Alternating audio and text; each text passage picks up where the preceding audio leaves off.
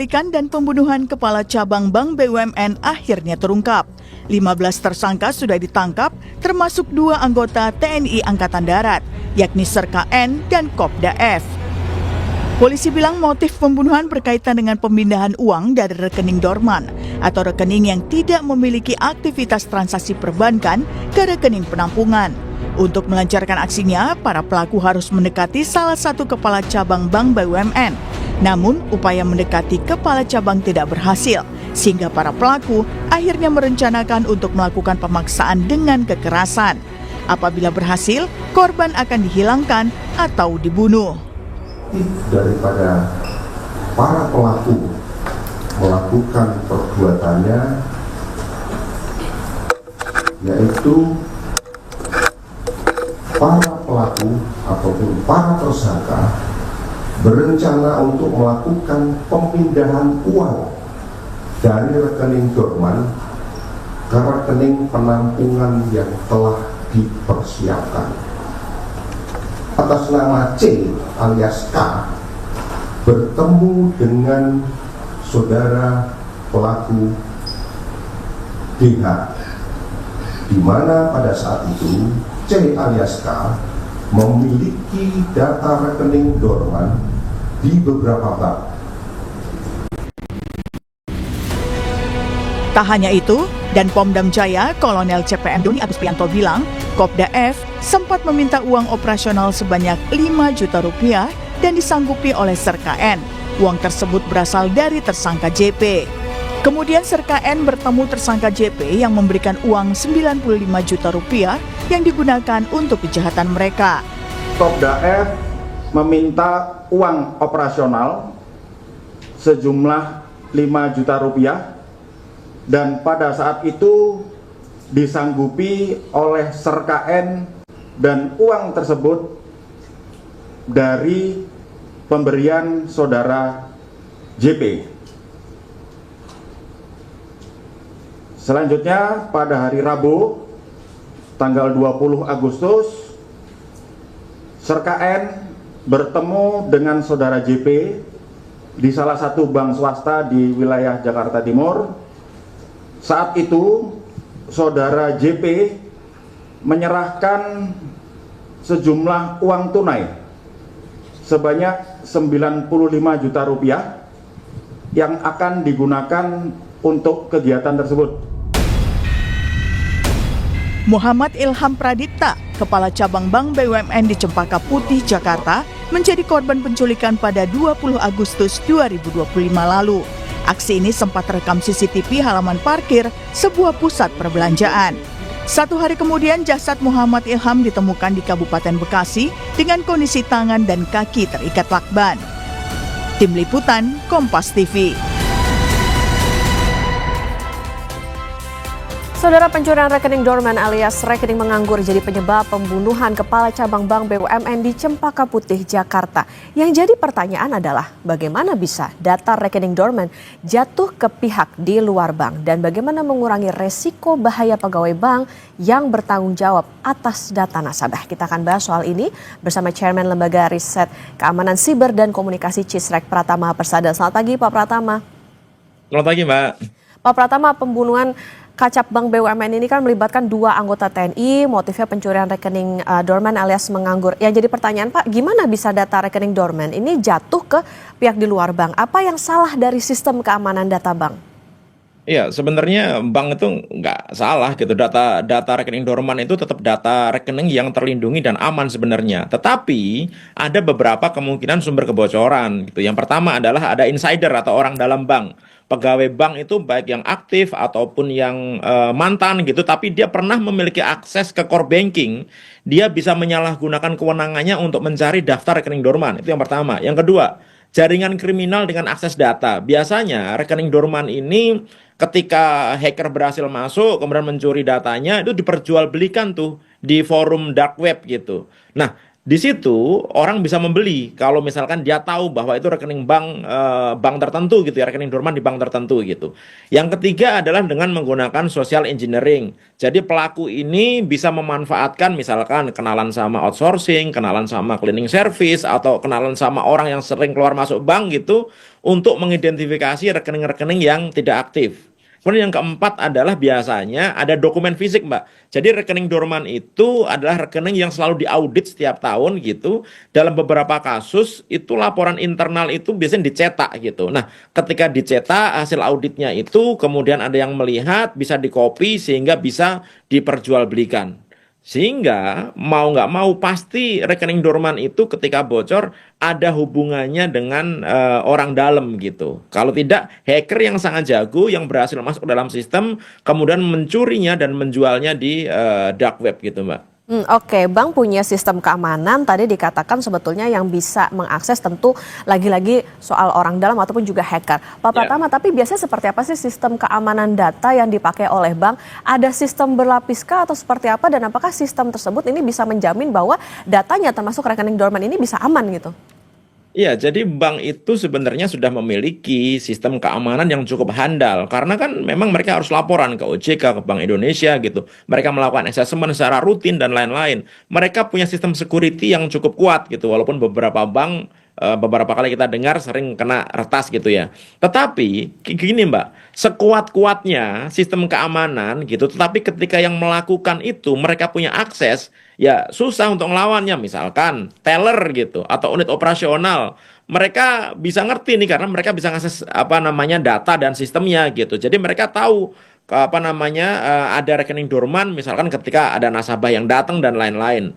Kemudian pejabat cabang, terutama kepala cabang, wakil kepala cabang, manajer operasional, mereka itu menerima laporan rekening dorman biasanya untuk kepentingan audit atau monitoring cabang gitu. Kemudian orang divisi IT, karena mereka yang ngurusi masalah IT ya kan, mereka biasanya juga menjadi auditor terutama dari kantor pusat, mereka memiliki akses ke daftar rekening dorman bahkan secara nasional ya gitu. Dan mungkin ada juga nih institusi yang melakukan audit gitu, misalkan BPK.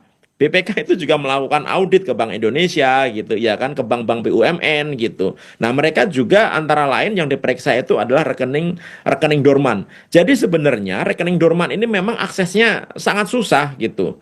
Kenapa sangat susah? Karena memang ini bukan informasi publik. Nggak bisa orang sembarangan tanya, rekening dorman di bank kamu ada berapa sih? Nggak akan bisa gitu. Karena apa? Karena itu juga terlindungi.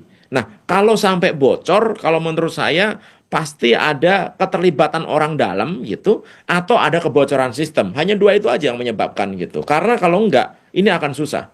Gitu, Mbak. Oke, artinya kata kuncinya adalah bagaimana soal akses itu tadi. Nah, kalau dalam sistem keamanan data bank, Pak, biasanya akses yang dimiliki seorang kepala cabang bank itu sebesar apa sih? Ya mereka punya otorisasi yang maksimal Mbak kalau pejabat bank apalagi kepala cabang ya gitu. Makanya yang dikejar penjahat ini adalah kepala cabang karena kepala cabang dia punya otorisasi gitu yang bisa digunakan untuk membuka rekening dorman itu dan digunakan untuk misalkan ditransfer atau dikembalikan kepada pewarisnya yang sah gitu. Karena kadang-kadang rekening dorman ini sudah nggak ada pemiliknya, mungkin sudah meninggal dan lain-lain gitu, dan isinya memang luar biasa besarnya. Ada yang sampai triliunan, ada yang sampai ratusan miliar begitu. Itu yang sebenarnya rekening antah berantah yang pemiliknya juga nggak tahu, nggak jelas siapa gitu. Nah, si penjahat ini dia ngerti bahwa ini rekening yang nggak banyak mengawasi gitu, yang punya orangnya nggak ada karena nggak aktif lebih dari 12 bulan gitu, sehingga kalau ngambil duit itu mungkin tidak menjadi perhatian, mungkin mikirnya kayak gitu ya gitu, sehingga yang dikejar itu adalah si rekening dorman ini Mbak gitu. Oke Pak, berarti kan rekening dorman ini bukan hanya 1-2 ibaratnya gitu, banyak di berbagai cabang bank. Oh ada ribuan, bahkan ada daftar ribuan. PPATK itu ada lebih dari puluhan ribu mungkin. Artinya gini Pak Pratama, berarti potensi amit-amit terjadi kasus serupa ini seberapa besar, kemudian juga ini kan berarti apakah ini bukan kasus pertama kali Pak atau seperti apa dari catatan Cisrek itu sendiri? Kalau kita masih nggak ada catatan rekening dorman.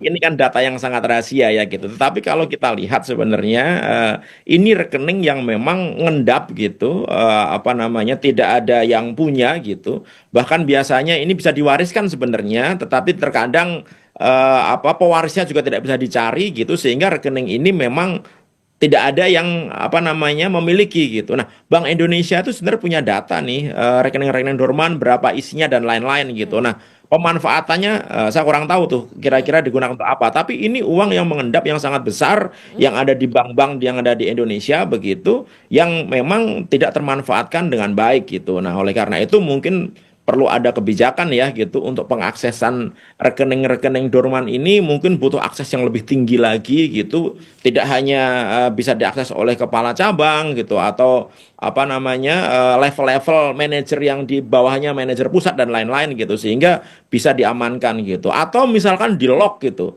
akan bisa dibuka kalau misalkan Bank Indonesia mengizinkan untuk membuka gitu. Nah, itu perlu dapat mekanisme sehingga rekening-rekening dorman ini tidak jadiin bancaan. Karena kalau rekening dorman ini diambil, nggak ada yang kehilangan, Mbak. Ya. Memang nggak ada yang kehilangan gitu. Apa namanya, uang yang jumlahnya triliunan, ratusan miliar ini ketika diambil nggak ada yang kehilangan. Karena yang punya udah nggak ada gitu. Ya, Pak Pratama, artinya gini, kalau misalnya rekening itu menganggur dan lain sebagainya, treatment dari bank itu seperti apa seharusnya ke rekening dorman? Apakah langsung menghubungi pihak keluarga kah, misalnya pemilik rekening itu meninggal dunia, atau seperti apa pengawasannya, Pak? Memang sudah ada prosedurnya ya gitu. Saya sudah apa namanya bertanya pada teman-teman begitu. Memang udah prosedurnya. Jadi rekening dorman itu apa, bank itu memiliki kewajiban untuk mencari ahli warisnya itu siapa, yang bertanggung jawab itu siapa gitu. Sebenarnya kalau misalnya yang punya orang tua gitu, anaknya itu siapa gitu. Itu harus dicari. Tapi kadang-kadang ya si pemilik rekening itu ketika mendaftarkan dia tidak menggunakan identitas yang benar begitu, atau dia tidak meletakkan atau nulis ahli warisnya siapa dan lain-lain begitu, sehingga bank kadang-kadang kesulitan gitu. Selain mungkin juga ada oknum-oknum di bank juga gitu yang mungkin dia sengaja gitu supaya rekening dorman ini ya sudahlah nggak ada yang ngeklaim gitu, mungkin suatu saat bisa dimanfaatkan gitu. Mungkin ada oknum-oknum yang seperti itu juga gitu, karena memang ini sangat banyak sekali gitu. Dan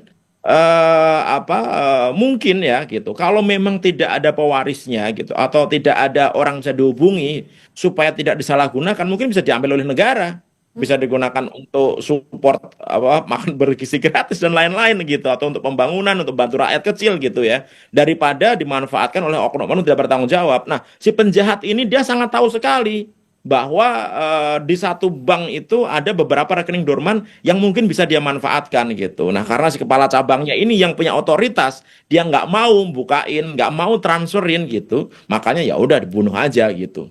Oke, ini tentu menjadi perhatian soalnya tadi beberapa ya Pak ya terkait dengan bagaimana akses yang dimiliki seorang kepala cabang bank begitu. Ini tentu menjadi catatan bagi bank, tidak hanya soal pengamanannya tapi juga bagaimana kredibilitas seorang kepala cabang bank, jangan sampai kejadian ini bisa terjadi kembali. Terima kasih. Jadi target kriminal itu Mbak, saya tambah dikit lagi ya, target kriminal itu adalah data yang bocor gitu, sumber data ini nanti terus dicari oleh polisi, kemudian ada orang dalam gitu, plus tekanan pada pejabat bank. Nah, kalau ini tiga-tiganya bisa dilakukan, orang bisa ngambil tuh rekening dorman.